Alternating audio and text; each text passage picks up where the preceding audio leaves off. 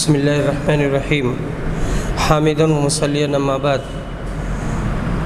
مشاہدین اعظام، السلام علیکم ورحمۃ اللہ وبرکاتہ۔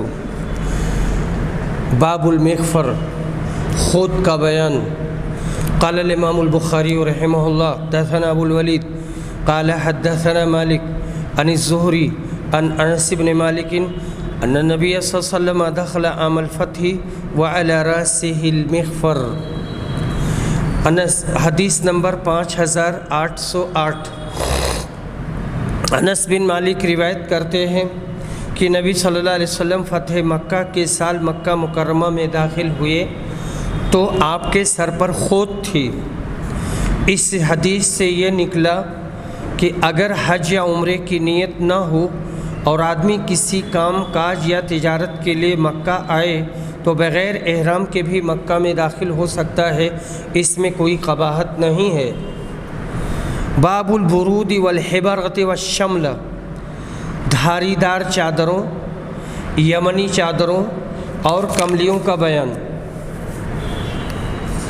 خباب بن ارت کہتے ہیں، ہم نے نبی صلی اللہ علیہ وسلم سے مشرکین مکہ کے مظالم کی شکایت کی۔ اس وقت آپ اپنی ایک چادر پر ٹیک لگائے ہوئے تھے۔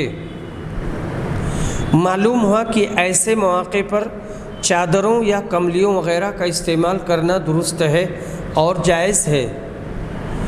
حدیث نمبر 5809۔ انس بن مالک روایت کرتے ہیں کہ میں رسول صلی اللہ علیہ وسلم کے ساتھ چل رہا تھا۔ حضرت کے جسم مبارک پر یمن کے نجران کی بنی ہوئی موٹے حاشیہ کی ایک چادر تھی۔ اتنے میں ایک دیہاتی آ گیا اور اس نے رسول صلی اللہ علیہ وسلم کی چادر کو پکڑ کر اتنی زور سے کھینچا کہ میں نے حضور اکرم کے موڈھے پر دیکھا کہ اس کے زور سے کھینچنے کی وجہ سے نشان پڑ گیا تھا۔ پھر اس نے کہا، اے محمد، مجھے مال میں سے دیے جانے کا حکم کیجئے، یعنی مجھے بھی دیجئے مال جو اللہ نے آپ کو دیا ہے اور جو اللہ کا مال آپ کے پاس ہے۔ رسول اللہ صلی اللہ علیہ وسلم اس کی طرف متوجہ ہوئے، مسکرائے اور آپ نے اسے مال دیے جانے کا حکم دیا۔ نبی کریم صلی اللہ علیہ وسلم کے اخلاق فاضلہ ایسے تھے کہ اس گنوار کی اس حرکت کا آپ نے کوئی خیال نہیں فرمایا، بلکہ ہنس کر ٹال دیا اور اسے خیرات بھی مرحمت فرمائی۔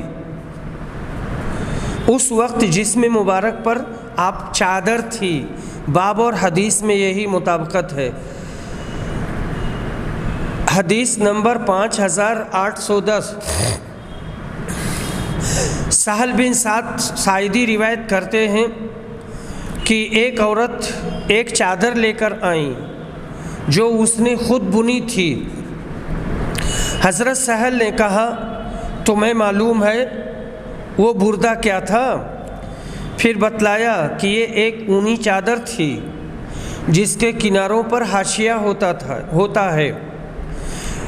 ان خاتون نے حاضر ہو کر عرض کیا، اے اللہ کے رسول، یہ چادر میں نے خاص آپ کے اوڑھنے کے لیے بنی ہے۔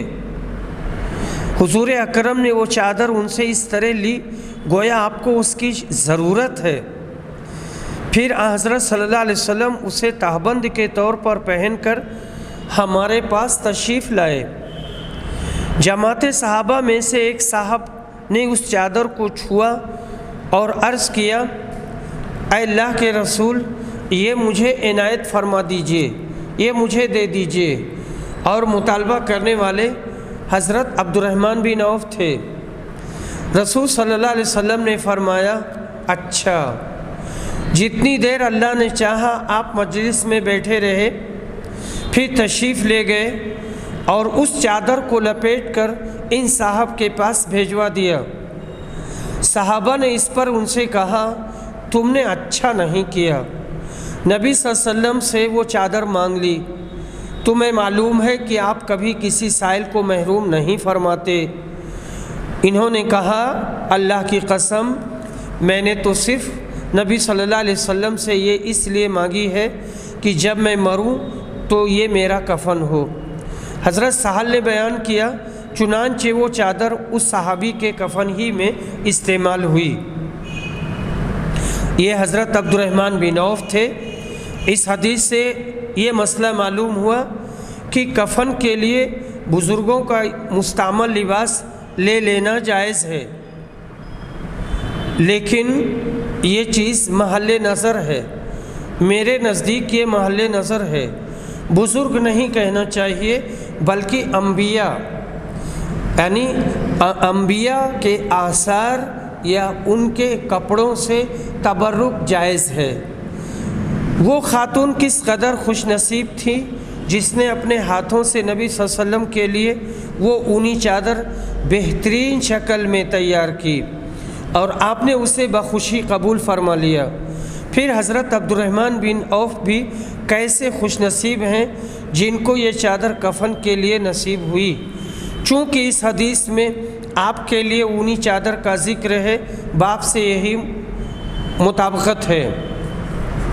حدیث نمبر 5811، ابو ہریرہ رضی اللہ عنہ کہتے ہیں کہ میں نے رسول صلی اللہ علیہ وسلم سے سنا، آپ نے فرمایا تھا میری امت میں سے جنت میں 70,000 کی ایک جماعت داخل ہوگی، ان کے چہرے چاند کی طرح چمک رہے ہوں گے۔ حضرت عکاشہ بن محصن اسدی رضی اللہ عنہ اپنی دھاری دار چادر سنبھالتے ہوئے اٹھے اور عرض کیا، اے اللہ کے رسول، میرے لیے بھی دعا کیجئے کہ اللہ تعالیٰ مجھے بھی انہی میں سے بنا دے۔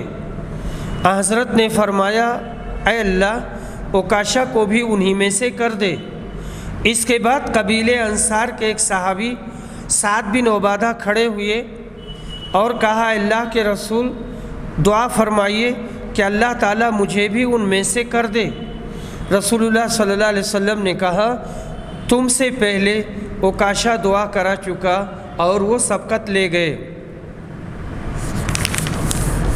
حدیث نمبر 5812، انس رضی اللہ عنہ روایت کرتے ہیں کہ قتادہ کہتے ہیں کہ میں نے انس سے پوچھا رسول اللہ صلی اللہ علیہ وسلم کو کس طرح کا کپڑا زیادہ پسند تھا، تو انہوں نے بیان کیا کہ حبرہ کی سبزی یمنی چادر، کیونکہ وہ میل خوری اور بہت مضبوط ہوتی ہے، میل زیادہ ظاہر نہیں ہوتی اور کافی مضبوط ہوتی ہے۔ حدیث نمبر 5813، حدیث نمبر 5813، انس بن مالک اس حدیث کے راوی ہیں، کہتے ہیں کہ نبی صلی اللہ علیہ وسلم کو تمام کپڑوں میں یمنی سبز چادر پہننا بہت پسند تھی، متفق علیہ۔ اور حدیث نمبر 5812 بھی متفق علیہ ہے۔ حدیث نمبر 5814، یہ بھی متفق علیہ ہے۔ عائشہ رضی اللہ عنہا روایت کرتی ہیں، جو نبی صلی اللہ علیہ وسلم کی بیوی ہیں، کہ جب رسول صلی اللہ علیہ وسلم کی وفات ہوئی تو آپ کی لاش نعش مبارک پر ایک سبز یمنی چادر ڈال دی گئی تھی۔ باب الاکسیۃ والخمائس، کملیوں اور اونی حاشیہ دار چادروں کا بیان۔ حدیث نمبر 5815، 5816، عبداللہ بن عباس روایت کرتے ہیں کہ رسول صلی اللہ علیہ وسلم پر جب آخری مرض طاری ہوا تو آپ اپنی کملی چہرے مبارک پر ڈالتے تھے، اور جب سانس گھٹنے لگتا، دم گھٹنے لگتا تو چہرہ کھول لیتے، اور اسی حالت میں فرماتے، یہود و نصارہ اللہ کی رحمت سے دور ہو گئے کہ انہوں نے اپنے انبیاء کی قبروں کو سجدہ گاہ بنا لیا۔ یہود و نصارہ پر اللہ کی لعنت ہو، انہوں نے اپنے نبیوں کی قبروں کو مسجد بنا لیا، سجدہ گاہ بنا لیا۔ رسول صلی اللہ علیہ وسلم ان کے عمل بد سے مسلمانوں کو ڈرا رہے تھے۔ یہود و نصارہ سے بڑھ کر کمبخت وہ مسلمان ہیں جنہوں نے بزرگوں اور درویشوں کی قبور کو مزین کر کے दुकानों की शक्ल दे रखी है और वहाँ लोगों से सजदा कराते हैं और अर्ज़ करते हैं, वहाँ अर्ज़ियाँ लटकाते और नियाज़ें चढ़ाते हैं। ये लोग कब्र के बाहर से ये काम करते थे और वो बुज़ुर्ग कब्रों के अंदर से इन पर लानत भेजते हैं, क्योंकि ऐसा बुज़ुर्ग नबी करीम के नक्श बरदार और आपकी मर्ज़ी पर चलने वाले हैं। यही कब्रों के पुजारी इंदल्लाह मुशरिक और मलऊन हैं, ख्वाह ये कैसे ही नमाजी व हाजी हों। हदीस नंबर 5817। अबू बुर्दा रिवायत करते हैं कि हज़रत आयशा ने हमें एक मोटी कमली और एक मोटी एज़ार निकाल कर दिखाई और कहा, रसूलुल्लाह सल्लल्लाहु अलैहि वसल्लम की रूह इन्हीं दो कपड़ों में कब्ज़ हुई थी। हदीस नंबर 5818। आयशा रज़ियल्लाहु अन्हा रिवायत करती हैं कि रसूल सल्लल्लाहु अलैहि वसल्लम ने अपनी एक नक्शी चादर में नमाज़ पढ़ी और उसके नक्शो निगार पर नमाज ही में एक नज़र डाली, फिर सलाम फेर कर कहा, मेरी चादर अबू जहम को वापस दे दो, इसने अभी मुझे नमाज से गाफिल कर दिया था, और अबू जहम की सादा चादर ले आओ। ये अबू जहम बिन हुज़ैफ़ा बिन गानिम बनी अदी बिन काब कबीले से ताल्लुक़ रखते थे। बाब इस्तेमाल सम्मा का बयान। एक ही कपड़े को इस तरह लपेट लेना कि हाथ पांव बाहर न निकल सके, इसे अरबी में इस्तेमालुस सम्मा कहा जाता है। जैसे पत्थर होता है उसी तरह से कहते हैं अल हजरुल असम अल हिजारतुस सम्मा, वैसे ही गोया चादर लपेट लिया, पूरी तरह से लपेट लिया, और उसके बाद में फिर अब रुकू करने में, सर उठा कर के रफ़ायदैन करने में इससे काफ़ी दिक्कत होगी। हदीस नंबर 5819। अबू हुरैरा रज़ियल्लाहु अन्हु रिवायत करते हैं कि नबी सल्लल्लाहु अलैहि वसल्लम ने बैए मुलामसा और बैए मुनाबज़ा से मना किया है, और 2 वक्त नमाज़ों से भी। आपने फरमाया, नमाज फ़ज्र के बाद सूरज बुलंद होने तक और असर के बाद सूरज गुरूब होने तक, और इससे मना किया कि कोई शख्स सिर्फ़ एक कपड़ा जिस्म पर लपेटकर और घुटने ऊपर उठाकर इस तरह बैठ जाए कि उसकी शर्मगाह पर आसमान और ज़मीन के दरमियान कोई चीज़ न हो, और इस्तेमाल सम्मा से मना फरमाया।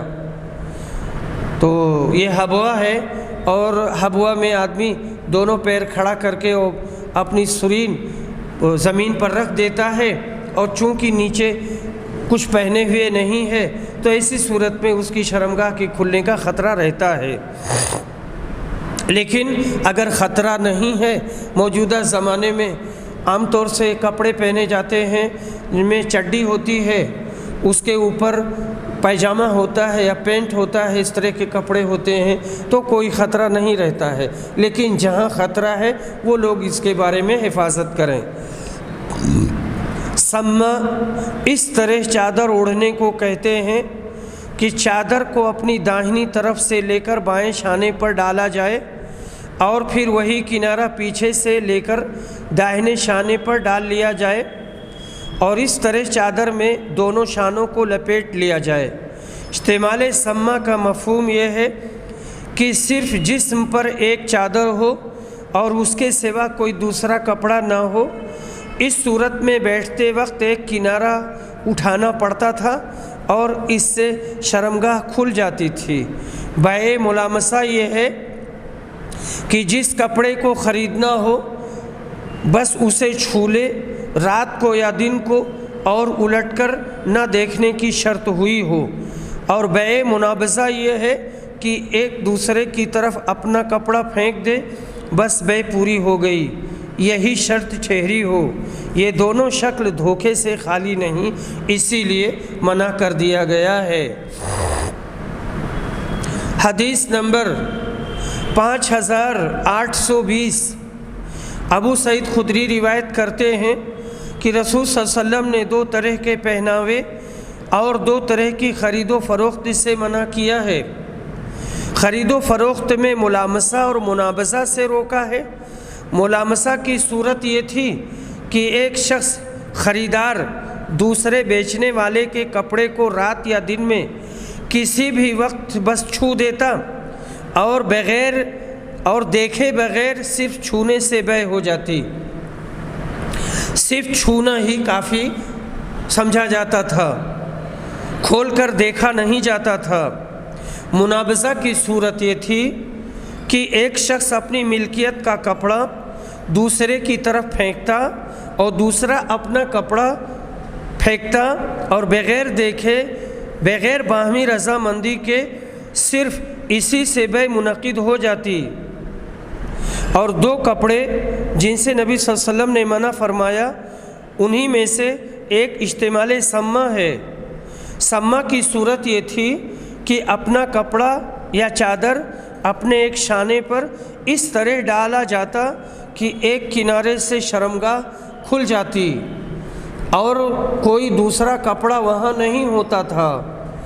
دوسرے پہناوے کا طریقہ یہ تھا کہ بیٹھ کر اپنے ایک کپڑے سے کمر اور پڈلی باندھ لیتے تھے اور شرمگاہ پر کوئی کپڑا نہیں ہوتا تھا، تو ان سے منع کیا گیا ہے۔ باب الاحتباء فی ثوب واحد، ایک کپڑے میں حبوا کرنا اور گوٹ مار کر بیٹھنا۔ حدیث نمبر 5821 ابو ہریرہ رضی اللہ عنہ روایت کرتے ہیں کہ نبی صلی اللہ علیہ وسلم نے 2 طرح کے پہناوے سے منع کیا۔ یہ کہ کوئی شخص ایک ہی کپڑے سے اپنی کمر اور پڈلی کو ملا کر باندھ لے اور شرمگاہ پر کوئی دوسرا کپڑا نہ ہو، اور یہ کہ کوئی شخص ایک کپڑے کو اس طرح جسم پر لپیٹے کہ ایک طرف کپڑے کا کوئی حصہ نہ ہو، اور آپ نے ملامسہ اور منابذہ سے منع فرمایا۔ عرب جاہلیت میں مجلس میں بیٹھنے کا یہ بھی ایک طریقہ تھا۔ بیٹھنے کی اس حیت میں عموماً شرمگاہ کھل جایا کرتی تھی، کیونکہ جسم پر کپڑا صرف ایک ہی چادر کی صورت میں ہوتا تھا، اور اسی سے کمر اور پڈلی میں اور کمر لپیٹ کر دونوں کو ایک ساتھ باندھ لیتے تھے۔ یہ صورت ایسی ہوتی تھی کہ شرمگاہ کی سطر کا اہتمام بالکل نہیں ہو پاتا تھا۔ بیٹھنے والا بے دست و پا اپنی اسی ہیئت میں بیٹھنے پر مجبور ہوتا تھا۔ حدیث نمبر 5822 ابو سعید خدری روایت کرتے ہیں کہ نبی صلی اللہ علیہ وسلم نے اشتمال سمہ سے منع فرمایا، اور اس سے بھی کہ کوئی شخص ایک کپڑے سے پڈلی اور کمر کو ملا لے اور شرمگاہ پر کوئی دوسرا کپڑا نہ ہو۔ باب الخمیسۃ السوداء، کالی کملی کا بیان۔ حدیث نمبر 5823 ام خالد بنت خالد روایت کرتی ہیں کہ نبی صلی اللہ علیہ وسلم کی خدمت میں کچھ کپڑے لائے گئے جس میں ایک چھوٹی کالی کملی بھی تھی۔ حضور صلی اللہ علیہ وسلم نے فرمایا، تمہارا کیا خیال ہے یہ چادر کسے دی جائے؟ صحابہ خاموش رہے۔ حضرت نے فرمایا، ام خالد کو میرے پاس بلا لاؤ۔ انہیں گود میں اٹھا کر لایا گیا کیونکہ وہ بچی تھیں، اور نبی صلی اللہ علیہ وسلم نے وہ چادر اپنے ہاتھ میں لی اور انہیں پہنائی اور دعا دی کہ جیتی رہو۔ اس چادر میں ہرے اور زرد نقش و نگار تھے۔ حضرت صلی اللہ علیہ وسلم نے فرمایا، ام خالد، یہ نقش و نگار ثنا ہیں۔ ثنا یعنی بہت اچھے ہیں۔ حبشی زبان میں ثنا خوب، حسن کے معنی میں استعمال ہوتا ہے اور بولا جاتا ہے۔ ام خالد حبش ہی میں پیدا ہوئی تھیں، وہ حبشی زبان جاننے لگی تھیں، لہٰذا نبی صلی اللہ علیہ وسلم نے اس سے خوش ہو کر حبشی زبان ہی میں اس کپڑے کی تعریف فرمائی۔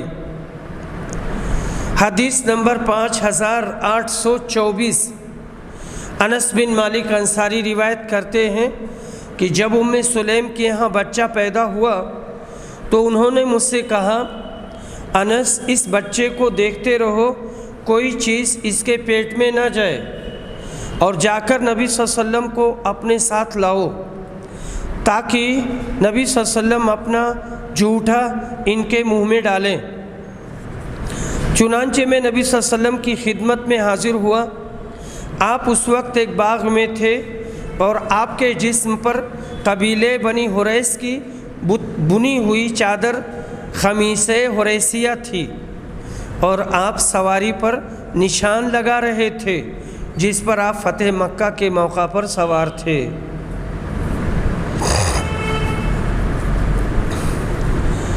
حریثی نسبت ہے حریث کی طرف، شاید اس نے یہ کملیاں بنانا شروع کی ہوں گی۔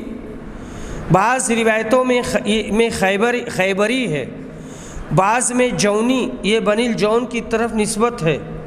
حافظ نے کہا جونی کملی اکثر یہاں ہوتی ہے، اسی سے ترجمہ باب کی مطابقت ہو گئی۔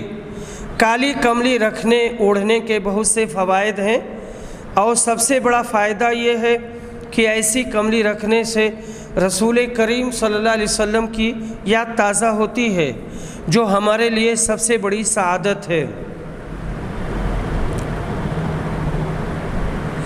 یہاں پر جو لفظ آیا ہے یہ فتح مکہ کی بات کہی گئی ہے یا کسی فتح کی۔ وَهُوَ يَسِمُ الزَّهْرَ الَّذِي قَدِمَ عَلَيْهِ فِي الْفَتْحِ، کسی غزوے کے موقع پر شاید اونٹ آئے تھے تو انہی کو آپ داغ رہے تھے اور ان کو نشان لگا رہے تھے۔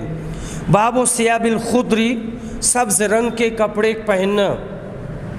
حدیث نمبر 5825، اکرمہ روایت کرتے ہیں کہ رفاعہ نے اپنی بیوی کو طلاق دے دی تھی، پھر ان سے عبد الرحمن بن زبیر قرظی نے نکاح کر لیا تھا۔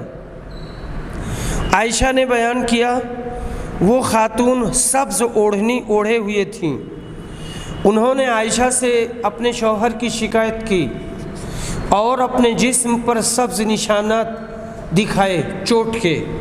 پھر جب رسول صلی اللہ علیہ وسلم تشریف لائے تو جیسا کہ عادت ہے، اکرمہ نے بیان کیا کہ عورتیں آپس میں ایک دوسرے کی مدد کرتی ہیں۔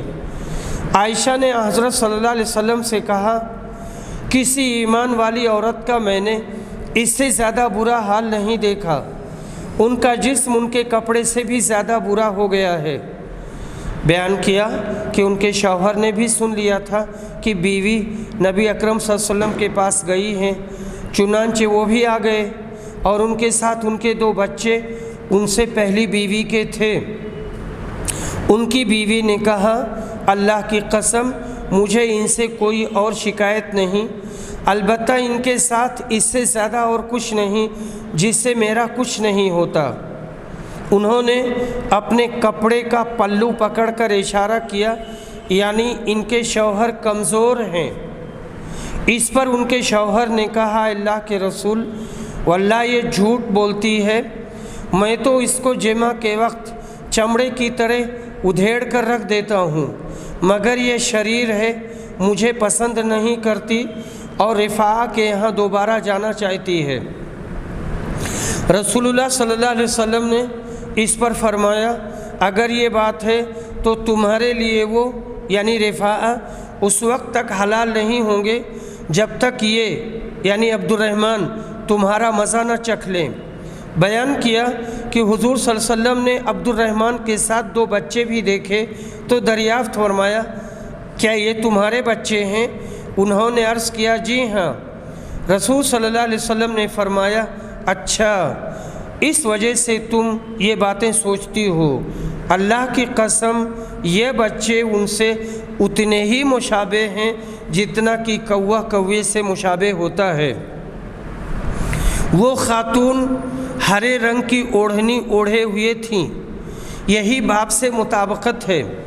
اس عورت نے اپنے خاوند کے نامرد ہونے کی شکایت کی تھی، جس کے جواب کے لیے اس کے خاوند عبد الرحمن بن زبیر اپنے دونوں بچوں کو ساتھ لائے تھے۔ نبی کریم صلی اللہ علیہ وسلم نے بچوں کے بارے میں حضرت عبد الرحمن کی تصدیق کی اور عورت کی کذب بیانی محسوس فرما کر وہ کہا جو یہاں مذکور ہے۔ مسئلہ یہی ہے کہ مطلقہ بائنہ عورت پہلے خاوند کے نکاح میں دوبارہ اس وقت تک نہیں جا سکتی جب تک وہ دوسرا خاوند اس سے خوب جمع نہ کر لے اور پھر اپنی مرضی سے اسے طلاق دے، اس کے سوا اور کوئی صورت نہیں ہے۔ باب الثیاب البیض، سفید کپڑے کا بیان۔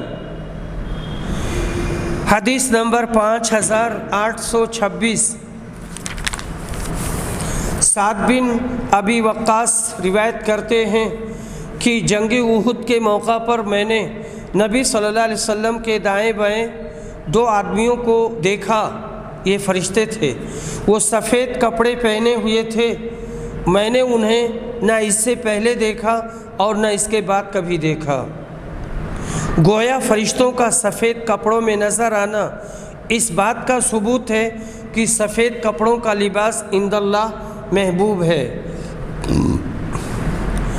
حدیث نمبر 5827، ابو ذر غفاری روایت کرتے ہیں، کہتے ہیں کہ میں نبی صلی اللہ علیہ وسلم کی خدمت میں حاضر ہوا تو جسم مبارک پر سفید کپڑا تھا اور آپ سو رہے تھے۔ پھر دوبارہ حاضر ہوا تو آپ بیدار ہو چکے تھے۔ پھر میں نے کہا، پھر آپ نے فرمایا، جس بندہ نے بھی کلمہ لا الہ الا اللہ کو مان لیا اور پھر اسی پر وہ مرا تو جنت میں جائے گا۔ میں نے عرض کیا، اس نے زنا کیا چاہے چوری کی ہو؟ آپ نے فرمایا، چاہے اس نے زنا کیا ہو چاہے اس نے چوری کی ہو۔ میں نے پھر کہا، چاہے اس نے زنا کیا چاہے اس نے چوری کی ہو؟ فرمایا، چاہے اس نے زنا کیا ہو چاہے اس نے چوری کی ہو۔ میں نے حیرت کی وجہ سے پھر عرض کیا، چاہے اس نے زنا کیا ہو یا اس نے چوری کی ہو؟ حضرت نے فرمایا، چاہے اس نے زنا کیا ہو چاہے اس نے چوری کی ہو۔ ابو ذر کی ناک میں مٹی لگے۔ حضرت ابو ذر بعد میں جب بھی یہ حدیث بیان کرتے تو حضرت صلی اللہ علیہ وسلم کے الفاظ علی رغم انف ابی ذر ضرور بیان کرتے۔ ابو عبداللہ امام بخاری نے کہا، یہ صورت کی صرف کلمہ سے جنت میں داخل ہوگا، یہ اس وقت ہوگی جب موت کے وقت یا اس سے پہلے گناہوں سے توبہ کی ہو اور کہا کہ لا الہ الا اللہ، اس کی مغفرت ہو جائے گی۔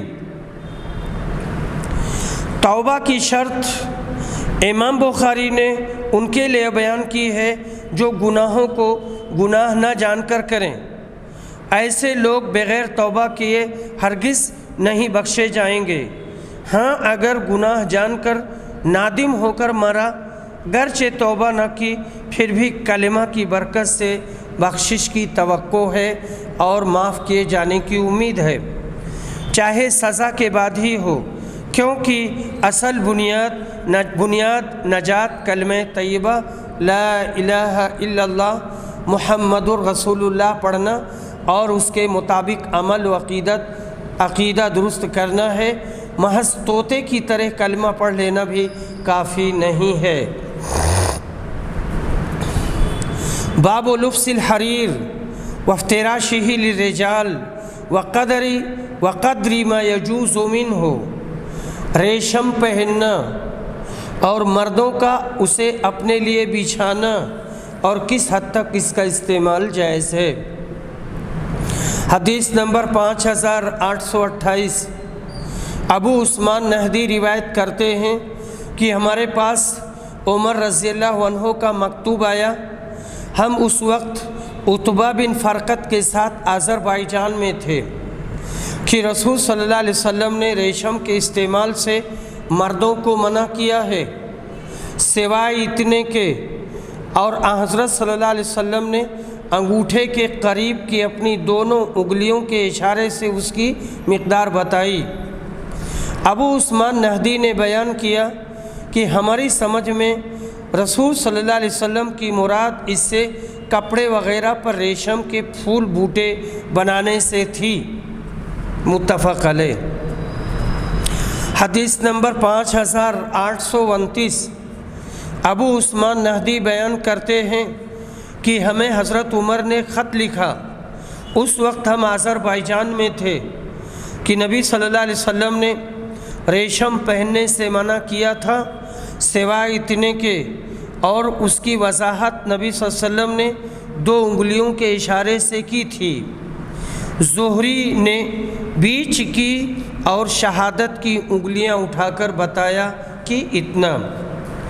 حدیث نمبر 5830، ابو عثمان نہدی روایت کرتے ہیں کہ ہم عتبہ کے ساتھ تھے، حضرت عمر نے انہیں لکھا کہ نبی صلی اللہ علیہ وسلم نے فرمایا ہے، دنیا میں ریشم جو شخص بھی پہنے گا اسے آخرت میں نہیں پہنایا جائے گا۔ حدیث نمبر 5831، ابن ابی لیلہ روایت کرتے ہیں کہ حذیفہ بن یمان مدائن میں تھے، انہوں نے پانی مانگا، ایک دیہاتی چاندی کے برتن میں پانی لایا، انہوں نے اسے پھینک دیا اور کہا کہ میں نے صرف اسے اس لیے پھینکا ہے کہ میں اس شخص کو منع کر چکا ہوں کہ چاندی کے برتن میں مجھے کھانا اور پانی نہ دیا کرو، لیکن وہ نہیں مانتا۔ رسول اللہ صلی اللہ علیہ وسلم نے فرمایا، سونا، چاندی، ریشم اور دیباج ان کفار کے لیے دنیا میں ہے اور تمہارے لیے آخرت میں، یعنی مسلمانوں کے لیے۔ حدیث نمبر 5832، انس بن مالک روایت کرتے ہیں کہ رسول صلی اللہ علیہ وسلم نے فرمایا تھا، جو مرد ریشمی لباس دنیا میں پہنے گا وہ آخرت میں اسے ہرگز نہیں پہن سکے گا۔ یہ حدیث متفق علیہ ہے۔ حدیث نمبر 5833، ثابت روایت کرتے ہیں کہ میں نے ابن زبیر سے سنا، انہوں نے خطبہ دیتے ہوئے کہا کہ محمد صلی اللہ علیہ وسلم نے فرمایا، جس مرد نے دنیا میں ریشم پہنا وہ آخرت میں اسے نہیں پہن سکے گا۔ حدیث نمبر 5834، عبداللہ بن زبیر روایت کرتے ہیں کہ میں نے حضرت عمر سے سنا، انہوں نے بیان کیا کہ نبی صلی اللہ علیہ وسلم نے فرمایا، جس مرد نے دنیا میں ریشم پہنا اسے آخرت میں نہیں پہن سکے گا۔ حدیث متفق علیہ۔ حدیث نمبر 5835، عمران بن حتان روایت کرتے ہیں کہ میں نے حضرت عائشہ سے ریشم کے متعلق پوچھا تو انہوں نے کہا کہ حضرت عبداللہ بن عباس کے پاس جاؤ اور ان سے پوچھو۔ بیان کیا کہ میں نے حضرت عبداللہ بن عمر سے پوچھا تو انہوں نے بیان کیا کہ مجھے ابو حفص یعنی عمر بن خطاب نے بتایا کہ رسول صلی اللہ علیہ وسلم نے فرمایا ہے، دنیا میں ریشم تو وہی مرد پہنے گا جس کا آخرت میں کوئی حصہ نہ ہو۔ میں نے اس پر کہا کہ سچ کہا، اور ابو حفص رسول صلی اللہ علیہ وسلم کی طرف کوئی بات جھوٹ منسوب نہیں کر سکتے۔ باب مس الحریر من غیر لبس، بغیر پہنے ریشم کا صرف چھونا درست ہے اور جائز ہے۔ اس سلسلے میں زبیدی روایت کرتے ہیں زہری سے، اور وہ انس بن مالک سے، اور وہ نبی صلی اللہ علیہ وسلم سے روایت کرتے ہیں۔ حدیث نمبر 5836، براء بن عازب روایت کرتے ہیں کہ نبی صلی اللہ علیہ وسلم کو ریشم کا ایک کپڑا ہدیہ میں پیش ہوا تو ہم اسے چھونے لگے، اور اس کی نرمی و ملامت پر حیرت زدہ ہو گئے کہ کتنا اچھا ہے۔ تو آپ نے فرمایا کیا تمہیں اس پر حیرت ہے؟ ہم نے عرض کیا جی ہاں۔ فرمایا جنت میں سعد بن معاذ کے رومال اس سے بھی اچھے ہیں۔ باب افتراش الحریر وقال عبیدہ ہوا کلبسہ، مرد کے لیے ریشم کا کپڑا بطور فرش بچھانا منع ہے۔ عبیدہ نے کہا کہ یہ بچھانا بھی پہننے کی طرح ہے۔ حدیث نمبر 5837، حذیفہ بن یمان روایت کرتے ہیں کہ نبی صلی اللہ علیہ وسلم نے ہمیں سونے اور چاندی کے برتن میں پینے اور کھانے سے منع فرمایا تھا، اور ریشم اور دیباج پہننے اور اس پر بیٹھنے سے روکا تھا۔ معلوم ہوا کہ ریشمی فرش و فروش کا استعمال بھی مردوں کے لیے ناجائز ہے۔ باب لبس القصی، مصر کا ریشمی کپڑا پہننا مرد کے لیے کیسا ہے؟ یہ درست نہیں ہے۔ ابو بردہ کہتے ہیں کہ ہم نے حضرت علی سے پوچھا قصی کیا چیز ہے؟ تو انہوں نے بتلایا کہ یہ کپڑا تھا جو ہمارے ہاں حجاز میں شام یا مصر سے بن کر آتا تھا۔ اس پر چوڑی ریشمی دھاریاں پڑی ہوتی تھیں اور اس پر ترنج جیسے نقش و نگار بنے ہوتے تھے، اور میسرا زین پوش وہ کپڑا کہلاتا تھا جسے عورتیں ریشم سے اپنے شوہروں کے لیے بناتی تھیں۔ یہ جھالردار چادر کی طرح ہوتی تھی، وہ اسے زرد رنگ سے رنگ دیتی تھیں جیسے اوڑھنے کے رومال ہوتے ہیں۔ اور جریر نے بیان کیا کہ ان سے زید نے کہ قصیہ وہ چوخانے کپڑے ہوتے تھے، چار خانے والے، جو مصر سے منگوائے جاتے تھے اور اس میں ریشم ملا ہوا ہوتا تھا، اور میسرا درندوں کے چمڑے کے زین پوش کو کہتے ہیں۔ حدیث نمبر 5838، براء بن عازب روایت کرتے ہیں کہ نبی صلی اللہ علیہ وسلم نے ہمیں سرخ میسرا اور قصی کے پہننے سے منع فرمایا ہے۔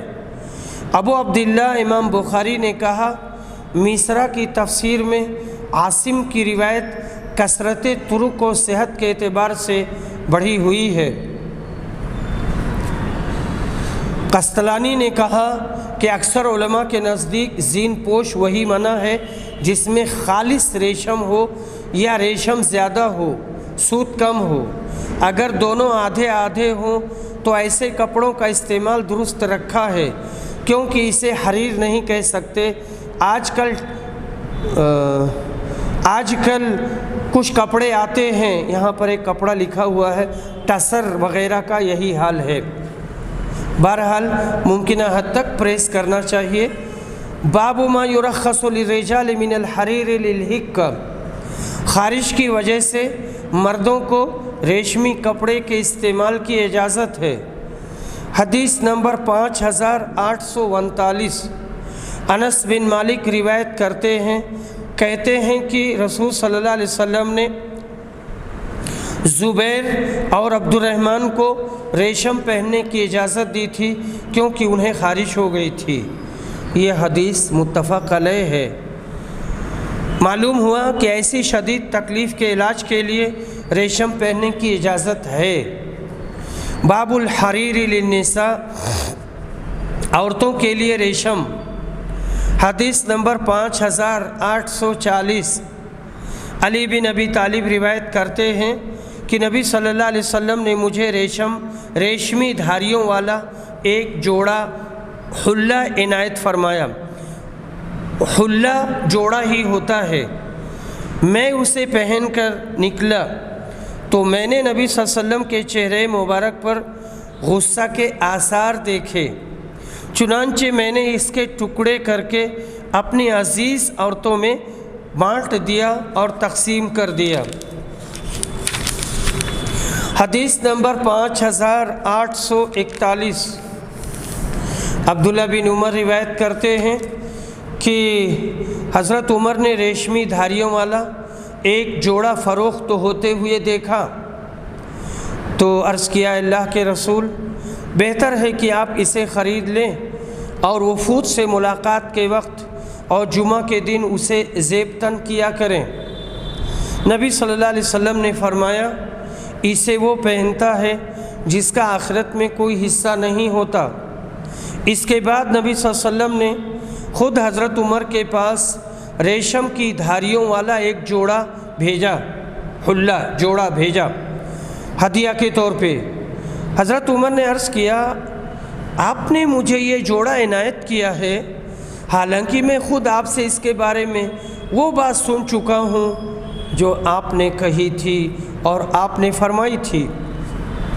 رسول اکرم نے کہا، میں نے تمہیں یہ کپڑا اس لیے دیا ہے کہ تم اسے بیچ دو یا عورتوں وغیرہ میں کسی کو پہنا دو۔ حدیث نمبر 5842۔ انس بن مالک روایت کرتے ہیں کہ انہوں نے رسول صلی اللہ علیہ وسلم کی صاحبزادی ام کلثوم کو زرد دھاری دار ریشمی جوڑا پہنے دیکھا۔ باب ما کان النبی صلی اللہ علیہ وسلم یتجوز من اللباس والبسط، اس بیان میں کہ نبی صلی اللہ علیہ وسلم لباس یا فرش کے پابند نہ تھے، کسی خاص لباس یا فرش کا التزام نہیں کرتے تھے، جیسا مل جاتا اسی پر قناعت کرتے، یعنی آپ کے مزاج میں خواہ مخواہ تکلف نہ تھا۔ باب کا مضمون یہاں سے نکلتا ہے کہ ایسے بوریے پر آرام فرما رہے تھے جس کا نشان آپ کے پہلو پر پڑ رہا تھا، اور چمڑے کا تکیہ سر کے نیچے تھا جس میں کھجور کی چھال بھری ہوئی تھی۔ وہ مدعیان عمل بالسنہ غور کریں جن کی زندگی شاہانہ ٹھاٹ باٹ سے گزرتی ہے اور ذرا ذرا سی باتوں پر سنت کا لیبل لگا کر لوگوں سے لڑتے جھگڑتے رہتے ہیں۔ اللہ تعالی ہر مسلمان کو سنت نبوی صلی اللہ علیہ وسلم پر عمل کی توفیق بخشے، آمین۔ حدیث نمبر 5843۔ ابن عباس روایت کرتے ہیں کہ میں عمر سے ان عورتوں کے بارے میں جنہوں نے نبی صلی اللہ علیہ وسلم کے معاملہ میں اتفاق کر لیا تھا پوچھنے کا ارادہ کرتا رہا، لیکن ان کا روب سامنے آ جاتا۔ ایک دن مکہ کے راستے میں ایک منزل پر قیام کیا اور پیلو کے درختوں میں وہ قضائے حاجت کے لیے تشریف لے گئے۔ جب قضائے حاجت سے فارغ ہو کر تشریف لائے تو میں نے پوچھا، انہوں نے بتلایا کہ عائشہ اور حفصہ ہیں۔ پھر کہا، جاہلیت میں ہم عورتوں کو کوئی اہمیت نہیں، کوئی حیثیت نہیں دیتے تھے، انہیں کوئی اہمیت نہیں دیتے تھے۔ جب اسلام آیا اور اللہ تعالیٰ نے ان کا ذکر کیا اور ان کے حقوق مردوں پر بتائے، تب ہم نے جانا کہ ان کے بھی ہم پر کچھ حقوق ہیں، لیکن اب بھی ہم اپنے معاملات میں ان کا دخیل بننا پسند نہیں کرتے تھے۔ میرے اور میری بیوی میں کچھ گفتگو ہو گئی اور اس نے تیز و تند جواب مجھے دے دیا، تو میں نے اس سے کہا، اچھا اب نوبت یہاں تک پہنچ گئی۔ اس نے کہا، تم مجھے یہ کہتے ہو اور تمہاری بیٹی نبی کریم صلی اللہ علیہ وسلم کو بھی تکلیف پہنچاتی ہے۔ میں اپنی بیٹی ام المومنین حفصہ کے پاس آیا اور اس سے کہا، میں تجھے تنبیہ کرتا ہوں کہ اللہ اور اس کے رسول کی نافرمانی کرے، یعنی ہرگز ہرگز نافرمانی نہ کرنا۔ حضور اکرم کو تکلیف پہنچانے کے اس معاملہ میں سب سے پہلے میں ہی حفصہ کے یہاں گیا، پھر میں ام سلمہ کے پاس آیا اور ان سے بھی یہی بات کہی، لیکن انہوں نے کہا، حیرت ہے تم پر عمر، تم ہمارے تمام معاملات میں دخیل ہو گئے ہو۔ صرف رسول اللہ صلی اللہ علیہ وسلم اور آپ کے ازواج کے معاملات میں دخل دینا باقی تھا، اب وہ بھی شروع کر دیا۔ انہوں نے میری بات رد کر دی۔ قبیلے انصار کے ایک صحابی تھے، جب وہ حضور اکرم کی صحبت میں موجود نہ ہوتے تو میں حاضر ہوتا اور تمام خبریں ان سے آ کر بیان کرتا، اور جب میں حضرت کی صحبت سے غیر حاضر ہوتا اور وہ موجود ہوتے تو وہ نبی صلی اللہ علیہ وسلم کے متعلق تمام خبریں مجھے آ کر سنا دیتے تھے۔ آپ کے چاروں طرف جتنے بادشاہ تھے ان سب سے آپ کے تعلقات ٹھیک تھے، صرف شام کے ملک غسان کا ہمیں خوف رہتا تھا کہ وہ کہیں ہم پر حملہ نہ کر دے۔ میں نے جو ہوش و حواس درست کیے تو وہی انصاری صحابی تھے اور کہہ رہے تھے کہ ایک حادثہ ہو گیا۔ میں نے کہا کیا بات ہوئی؟ کیا غسان چڑھ آیا ہے؟ انہوں نے کہا اس سے بھی بڑا حادثہ ہوا۔ رسول صلی اللہ علیہ وسلم نے اپنی ازواج کو طلاق دے دی۔ میں جب مدینہ حاضر ہوا تو تمام ازواج کے حجروں سے رونے کی آواز آ رہی تھی۔ حضور اکرم صلی اللہ علیہ وسلم اپنے بالا خانہ گئے اور بالا خانے کے دروازے پر ایک نوجوان پہرے دار موجود تھا۔ میں نے اس کے پاس پہنچ کر اس سے کہا میرے لیے حضور اکرم سے اندر حاضر ہونے کی اجازت مانگ دو۔ پھر میں اندر گیا تو آپ ایک چٹائی پر تشریف رکھتے تھے جس کے نشانات آپ کے پہلو پر پڑے ہوئے تھے، اور آپ کے سر کے نیچے ایک چھوٹا سا چمڑے کا تکیہ تھا جس میں کھجور کی چھال بھری ہوئی تھی، چند کچی کھالیں لٹک رہی تھیں اور ببول کے پتے تھے۔ میں نے حضرت صلی اللہ علیہ وسلم سے اپنی ان باتوں کا ذکر کیا جو میں نے حفصہ اور ام سلمہ سے کہی تھی، اور وہ بھی جو ام سلمہ نے میری بات رد کرتے ہوئے کہا تھا۔ حضور اکرم اس پر مسکرا دیے۔ آپ نے اس بالا خانہ میں 29 دن تک قیام کیا، پھر آپ وہاں سے نیچے اتر آئے۔ نبی کریم صلی اللہ علیہ وسلم اس واقعہ میں ایک چٹائی پر تشریف فرما تھے، چٹائی بھی ایسی کہ جس میں مبارک پر اس کے نشانات آیا تھے۔